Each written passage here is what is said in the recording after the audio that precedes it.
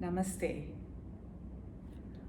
I'm here to share with you some of my thoughts and give you a little bit more information about Yagna, knowing the self as deity, which is the dance contemplation intensive that I'm offering on the 23rd of January 2021.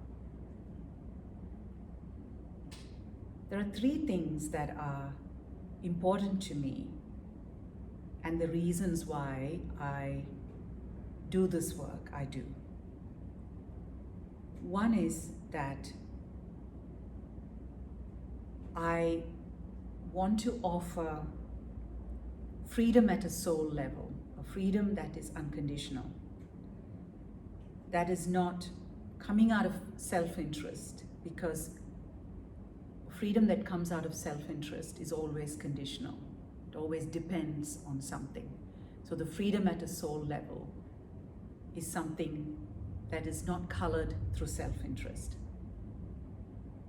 And for me, that is the only true freedom. I want to offer a practice that goes to the essence of the self as sacred. Not just in terms of words or in acting it or taking on a story, but in a process that is known, that is deep, and that is real. And the third thing is because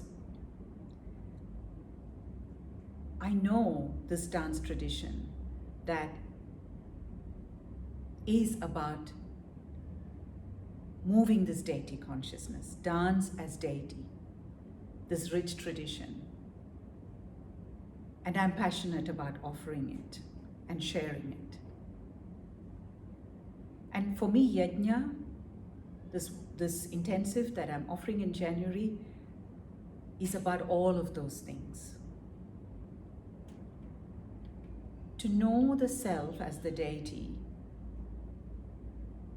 means to know how does the body become sacred?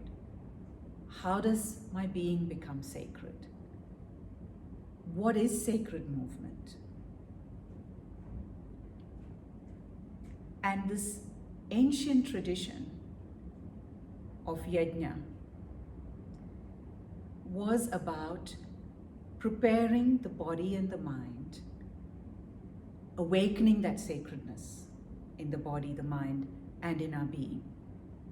You could think about it like lovingly preparing the soil, not with terrible chemicals or anything like that, but with things that nourish the soil and nourish all of the other life in that soil, and with things that will allow the life that emerges from that soil also to be nourishing and healthy and life-affirming and life-sustaining.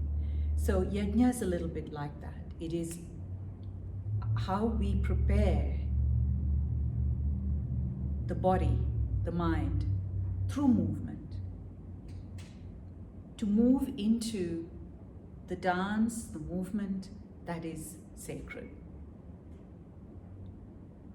This is a very ancient tradition. It existed at the time that the Vedas came into being, which was 1300 to 1500 BC. Many of the Vedas, in fact, Yagna is at the center of all the Vedas. So the Vedic people, the Vedic communities, for them, Yagna was an all-important practice. And so the ancient Yagna was a fire ritual. Agni, or the deity of fire, was the center of the ritual. And in the simplest way, it was where the priest offered the richest of food into the fire. So offering the best of yourself with expectation of nothing in return. So that is that movement of freedom from self-interest, being able to offer the best of ourselves unconditionally. But Yagna was more than that. It was also this movement which was the deity consciousness, the dance, which was the deity. So there was singing, poetry, rhythm. All this was the one thing. And these dancer priests, shamans, however you may call them, they would prepare themselves very elaborately, in a very known process. They knew how to prepare themselves for awakening the deity, for moving the deity. And through this movement, people around them tasted the same deity. This was incredibly beautiful, that this awakening of the deity consciousness was not just for themselves, but through that they brought the community into that same sacredness, into the experience of that sacredness.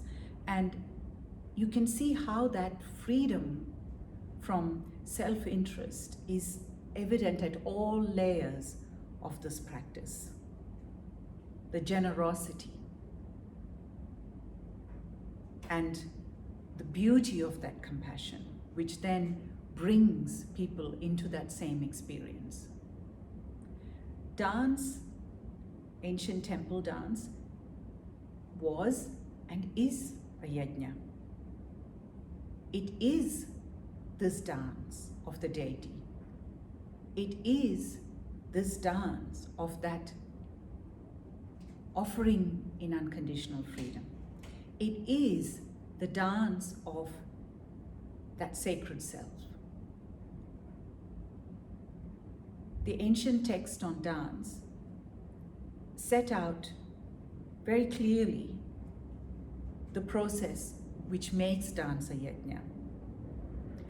So what we will do in this all-day workshop is to do what these shaman, priests, dancers did in ancient times. Is they spent most of the day preparing themselves, simply, slowly moving through the different rituals, movements, preparing the soil of their souls, their bodies, their minds, so that this beautiful, sacred, nourishing movement, presence, dance will find space and expression in their bodies. I'm deeply moved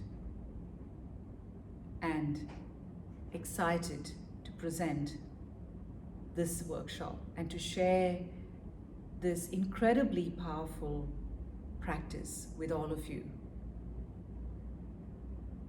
Not just because it's important to us as individuals to know our life, our being as sacred, but also because in the times that we live in, it's incredibly important to remind us and those around us of what it is to hold a sacred presence. I look forward to seeing you and to moving with you in Yagna when we meet. Namaste.